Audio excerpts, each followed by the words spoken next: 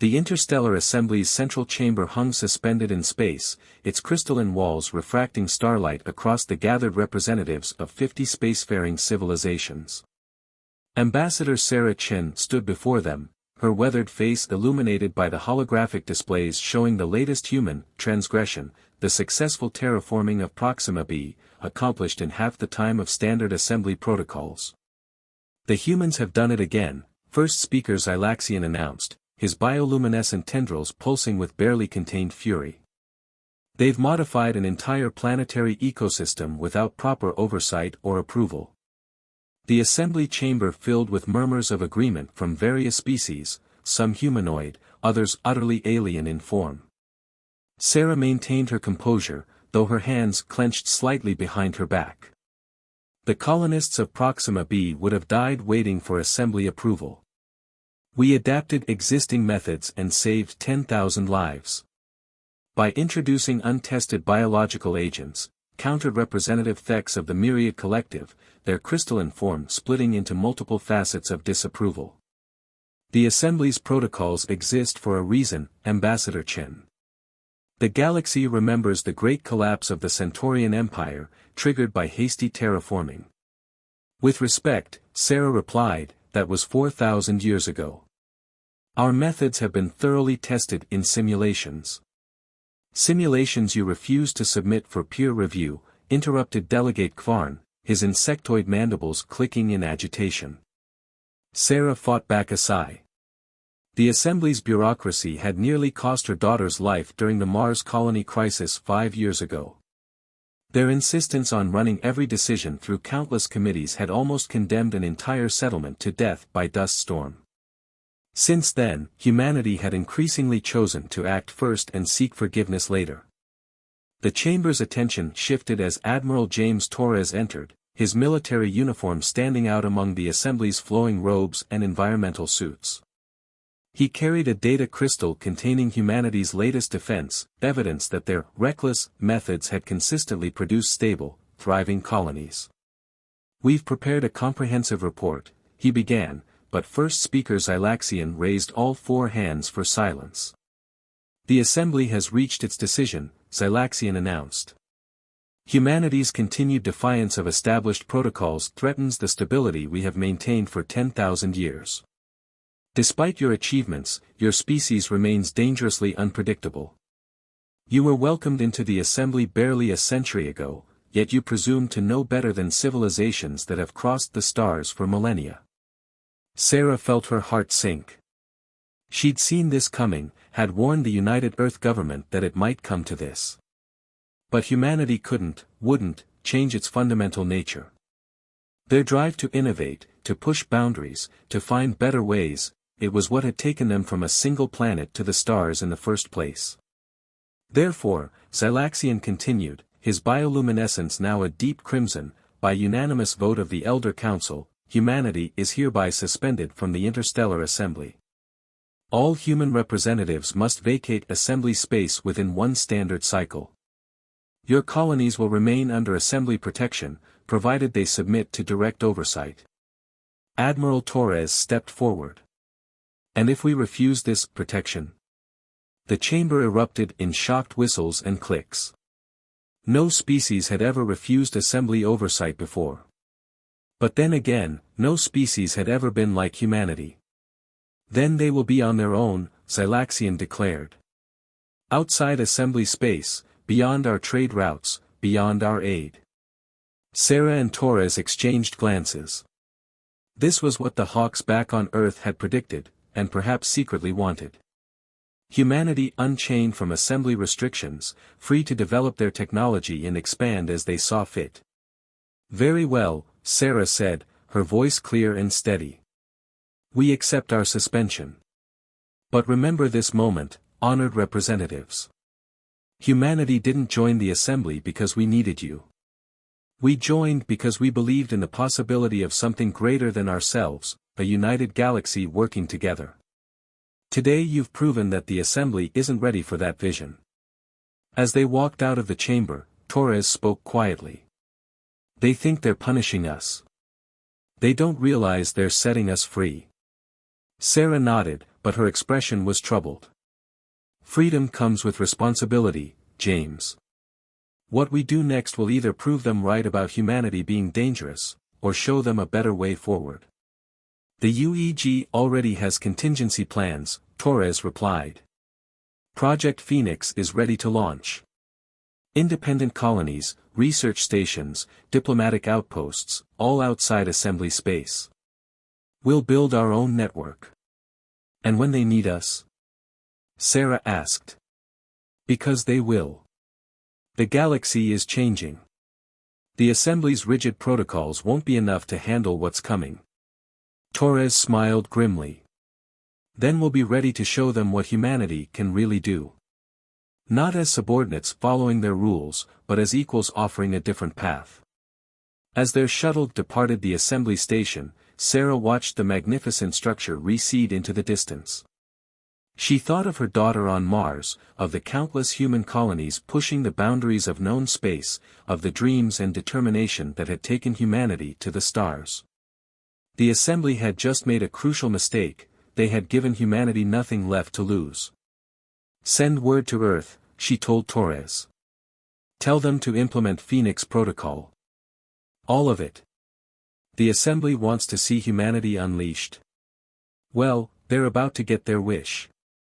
The shuttle's engines flared, and they set course for Earth, leaving behind the glittering seat of galactic power. But both Sarah and Torres knew this wasn't an ending, it was barely even the beginning. Dr. Maya Patel stood at the edge of the excavation site on Kepler 186f, her breath fogging the inside of her helmet as she stared at the impossible. The ruins before her weren't supposed to exist, at least according to the Assembly's official records. The massive structures of dark, crystalline material stretched for kilometers across the planet's dusty surface, their geometrically perfect shapes defying natural formation. Control, are you seeing this? She transmitted, her drone cameras providing a live feed to the research base 20 kilometers away. The site had been discovered just weeks after humanity's expulsion from the Assembly, during the rapid expansion of Project Phoenix. Confirmed, Dr. Patel, Research Director Victor Rossi's voice crackled through her calm. Initial scans suggest the structures are at least 50,000 years old. Predating all known Assembly civilizations. Maya carefully approached one of the crystalline walls, her instruments recording everything.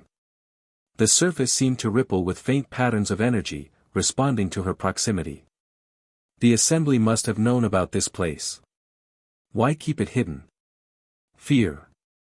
The new voice belonged to Tal, one of the few Assembly aliens who had chosen to work with humans after the expulsion.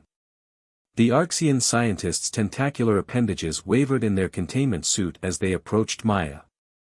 My people have legends of sites like this, places the Assembly declared forbidden zones, too dangerous to study. Maya's instruments detected a surge of energy from deep within the ruins. Dangerous how?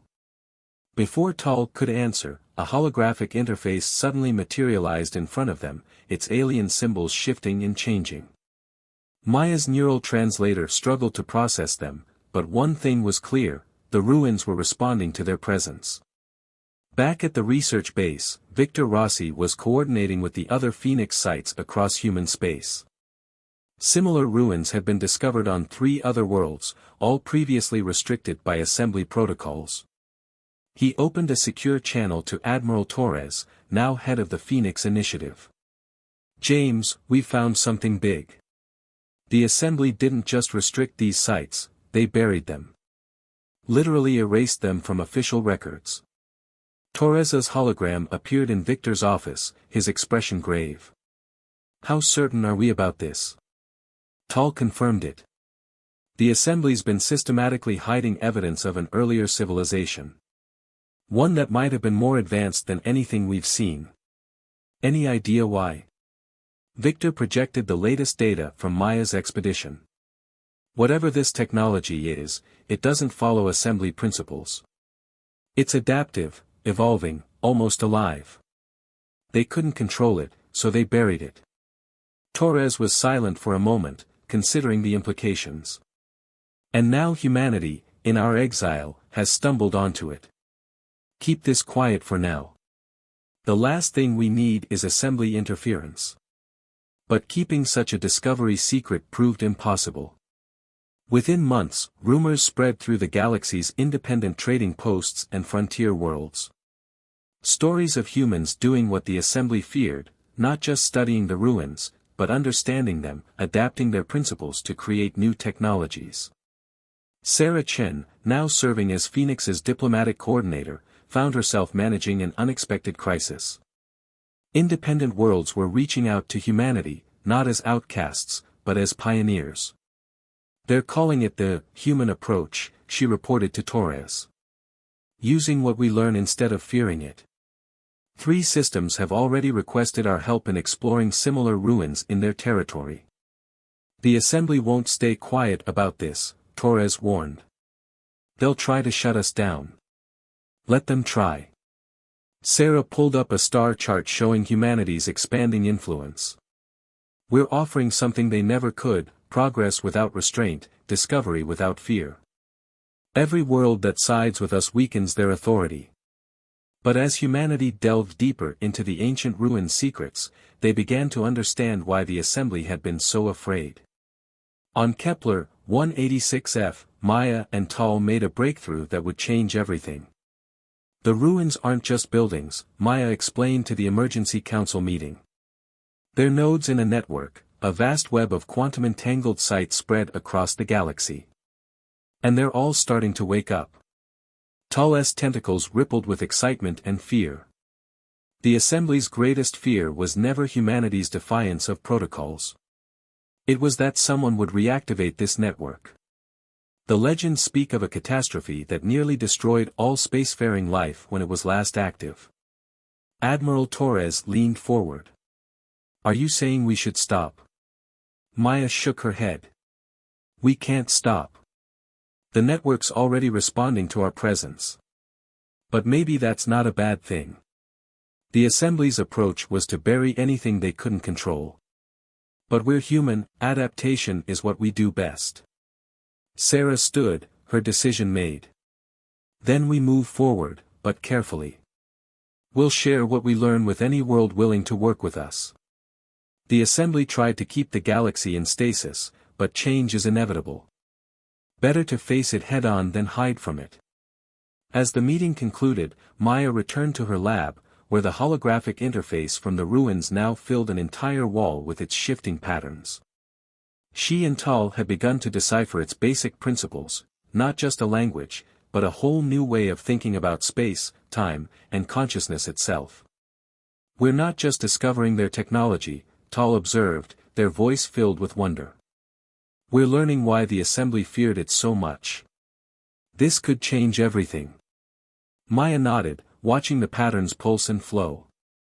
That's what humans do, Tal. We change things. The question is, are we ready for how much change this might bring? The answer to that question would come sooner than anyone expected, as across the galaxy, more ruins began to stir, responding to humanity's touch. The Assembly's worst fear was becoming reality, but perhaps not in the way they had imagined. The Nexus Crisis.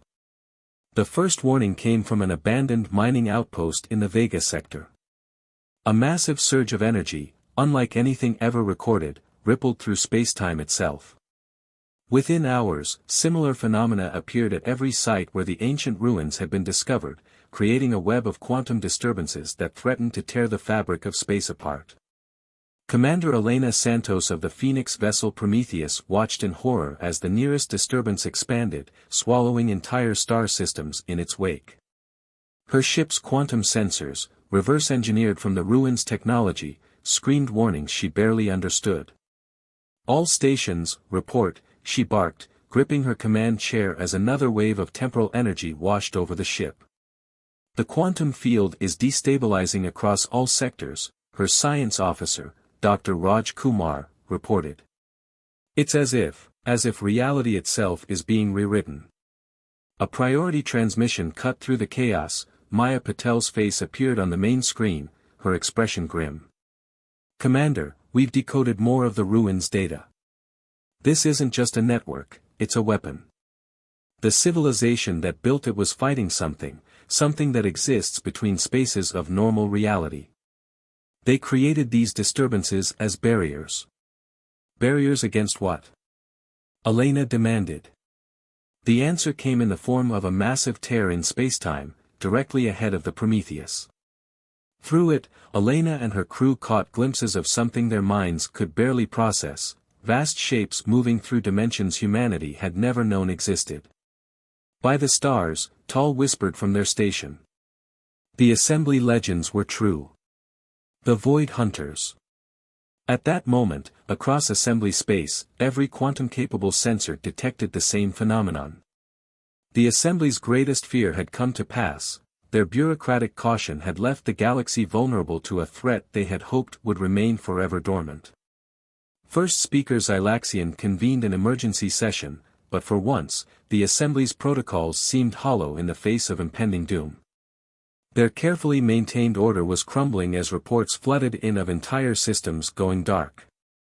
Sarah Chen's hologram appeared uninvited in the assembly chamber, her expression both determined and accusatory. You knew. You knew what was out there, and instead of preparing, you chose to hide. How many records did you destroy? How many warnings did you ignore? We maintained peace. Xylaxian countered, but his bioluminescence betrayed his fear. You maintained ignorance, Sarah corrected. But now we don't have time for blame. Humanity has continued studying the ruins despite your restrictions. We've learned how the barriers work, and we might have a way to stabilize them, but we need the assembly's help. The chamber erupted in chaos as the implications sank in. The humans, in their exile, had achieved what the assembly had deemed impossible. They had not only understood the ancient technology but had found a way to use it. Admiral Torres, coordinating humanity's response from Earth, received the assembly's decision with grim satisfaction. They had no choice but to cooperate. Deploy the Phoenix Protocol, he ordered. All ships, all stations. We do this together or not at all. Across human space, vessels like the Prometheus took up positions near the quantum disturbances. The ruins technology, integrated into their systems, hummed with power. Dr. Maya Patel's voice echoed across all channels, remember your training. The barriers weren't meant to destroy the Void Hunters, they were meant to redirect them, to guide them back to their own realm of existence. Commander Santos watched as her crew worked in perfect synchronization with assembly ships, their combined efforts creating new patterns in the quantum field. The sight of humanity's greatest achievement, their adaptability, working in harmony with the assembly's greatest strength, their coordination, gave her hope. Energy patterns are aligning, Dr. Kumar reported. The barriers are responding to our modifications. Through the tears in spacetime, the vast shapes began to retreat, drawn by the reconfigured quantum fields. The disturbances started to stabilize, their wild energy channeled into permanent barriers between dimensions. But victory came at a cost. Several human and assembly ships were lost in the process, sacrificing themselves to seal the largest breaches. The ruins, having served their purpose, began to go dormant once more, but this time, their secrets were not lost. In the aftermath, Sarah Chen stood again before the assembly, but now as an equal, not a supplicant. We were both right, and we were both wrong, she declared. The assembly's caution was not without reason, but neither was humanity's drive to understand and adapt. Together, we achieved what neither of us could have done alone. The assembly chamber, once a place of rigid protocol, had been transformed by necessity into something new. Representatives of both humanity and the assembly species gathered not to judge, but to learn from each other. Tal, speaking for many, summed it up best: the Void Hunters showed us that the universe is far stranger and more dangerous than we imagined. We survived not because we hid from that truth, but because we finally faced it together. As the combined fleets of humanity and the assembly began the work of strengthening the dimensional barriers, a new era of cooperation dawned. The crisis had forced both sides to recognize a fundamental truth: the galaxy needed both humanity's innovative spirit and the assembly's stabilizing influence. Bridges in the dark. 6 months after the Void Hunter crisis, humanity faced an unexpected challenge. The quantum barriers had held, but their installation had created new tensions among species that had previously kept their distance from each other. Admiral Torres found himself staring at reports of skirmishes breaking out along the borders of several major civilizations. "The barriers don't just separate us from the Void Hunters," Maya Patel explained during an emergency conference. "They've altered traditional space lanes, forced species to share territories they've never had to before. The Assembly's old diplomatic frameworks are falling apart." Sarah Chen, now serving as Earth's special envoy, saw an opportunity where others saw chaos. "Then we build new frameworks. Not based on Assembly protocols, but on human diplomatic principles, adaptation, compromise, and mutual benefit." The first test of this approach came in the Carina sector, where 3 species, the crystalline Arxians, the energy-based Lumini, and the silicon-based Petrovas, found themselves sharing a vital trade route due to the new barrier configurations. Centuries of assembly-mandated separation had left them with little understanding of each other's cultures or needs. Commander Elena Santos, whose actions during the Void Hunter crisis had earned her respect across species lines, was chosen to lead the mediation team.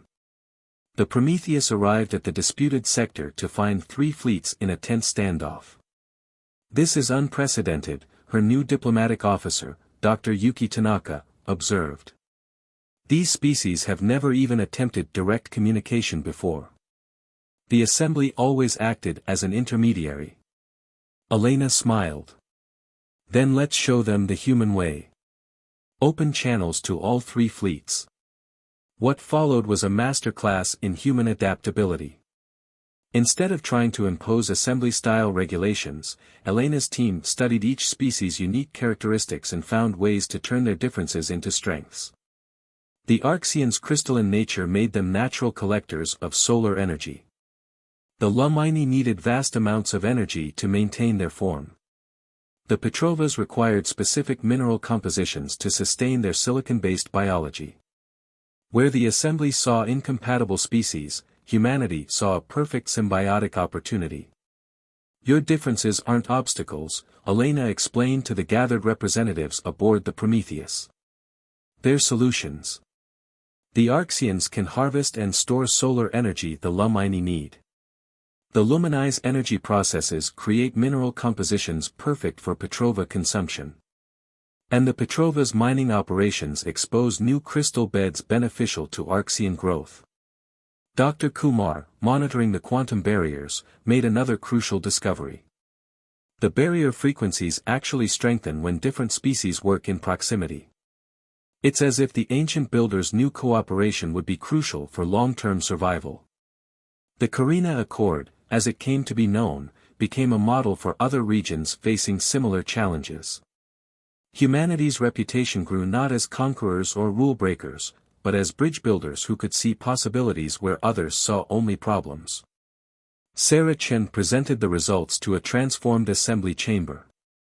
The old way of keeping species separate, of managing through restriction and regulation, doesn't work anymore. The barriers protect us from the Void Hunters, but they also force us to face a truth: we're all in this together. The Assembly's response surprised everyone. First speaker Xylaxian, his bioluminescence now a thoughtful blue, announced the creation of a new diplomatic corps, one that would adopt human methodologies while maintaining Assembly principles of careful consideration. "We've learned," he admitted, "that there is wisdom in the human approach. Not recklessness, as we once thought, but a unique ability to see connections others miss." Admiral Torres, watching the proceedings from Earth, received an urgent message from Maya Patel. Her ongoing research into the ancient ruins had revealed something staggering. "James, the barriers aren't just defensive. They're changing, evolving based on how we interact with each other. The more cooperation between species, the stronger they become.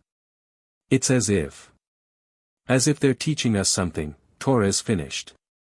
"The ancient builders didn't just leave us a defense system. They left us a lesson."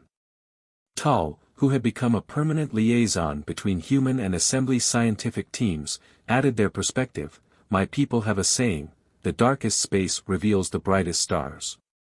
Perhaps this was their intent all along, to force us together by revealing a threat we could only face as one.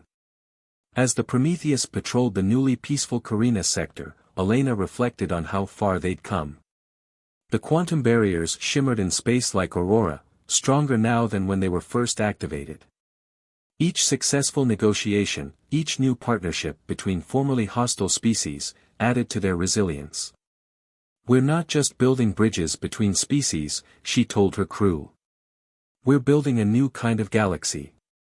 One where diversity isn't just tolerated, it's essential for survival. The Assembly's old order was giving way to something new, something that combined the best of human innovation with the wisdom gained from thousands of years of galactic civilization.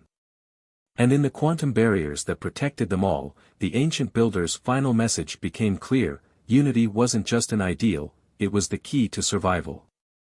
Revolution of understanding. A decade after humanity's expulsion from the Assembly, the galaxy had transformed beyond recognition. The quantum barriers stood strong, their iridescent light a constant reminder of both the danger they held at bay and the cooperation required to maintain them.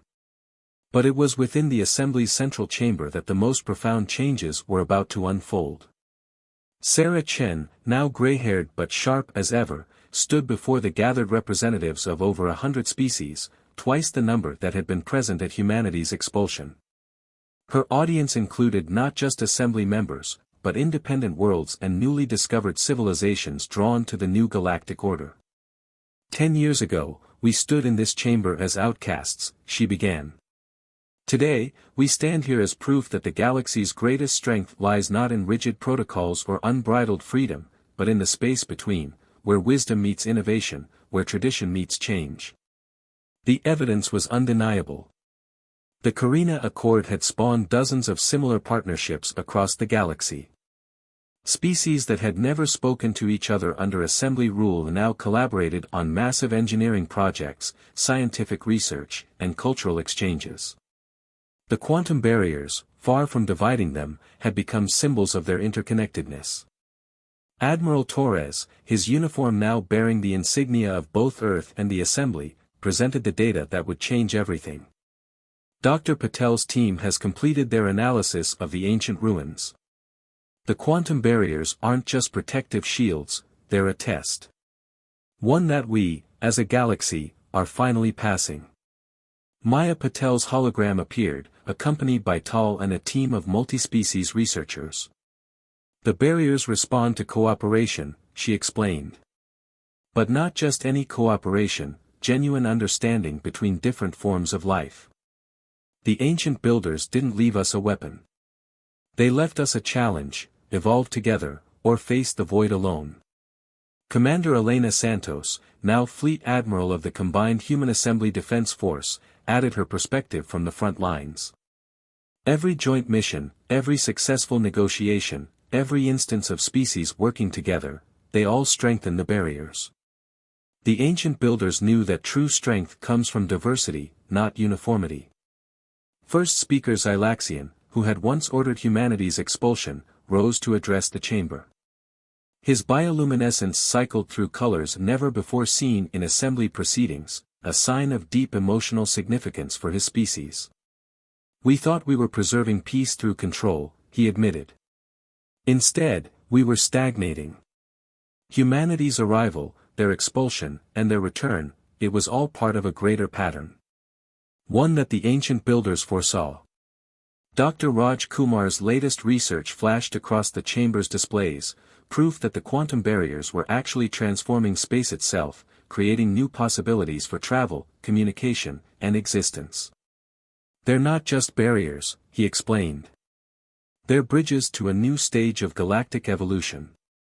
The Assembly chamber erupted in discussion, but not in the careful, measured tones of the past.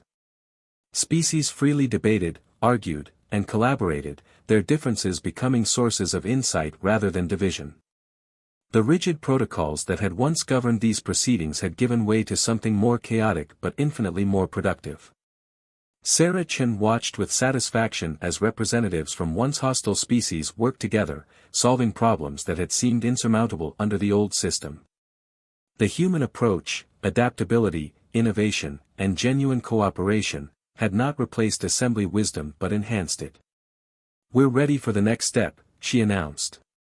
"The ancient builders left us more than barriers and ruins. They left us a roadmap to becoming something greater than we are." Admiral Torres nodded, understanding the magnitude of what was about to happen. Project Phoenix was never just about human independence, he revealed. It was about proving that independence and unity aren't opposites, they're essential partners in growth. The chamber's central hologram activated, displaying a galaxy-wide network of quantum barriers, now pulsing with unprecedented energy. As the assembled representatives watched, new patterns emerged, pathways between stars that had never existed before, connections that defied old understanding of physics. "The barriers aren't just holding something back," Maya explained, her eyes shining with wonder. "They're preparing us for something more. The Void Hunters were just the beginning. There are other realms, other forms of life, other challenges waiting. But we can only face them together." First speaker Xylaxian approached Sarah Chen, his movements carrying the formal weight of assembly tradition but with new fluidity. "Humanity was never meant to follow our path," he declared. "You were meant to help us find a new one." The assembly chamber, once a symbol of rigid galactic order, had become something else, a crucible of transformation where different species could truly meet, learn, and grow together. The quantum barriers shimmered overhead, stronger than ever, not because they were holding something out, but because they were helping something new take shape. As Sarah looked out at the gathered representatives, she saw not the divided galaxy of 10 years ago, but a civilization on the brink of an unprecedented evolution. Humanity had not just found its place among the stars, they had helped the stars themselves change course. "We stand at a threshold," she concluded. "Not as humans, or assembly members, or independent worlds, but as pioneers of a new way of existing. The ancient builders didn't leave us a finished work. They left us a foundation. What we build on it is up to us." The quantum barriers pulsed one final time, as if in agreement, their light touching every world, every ship, every being in the galaxy. The revolution wasn't just in understanding, it was in becoming something entirely new, together.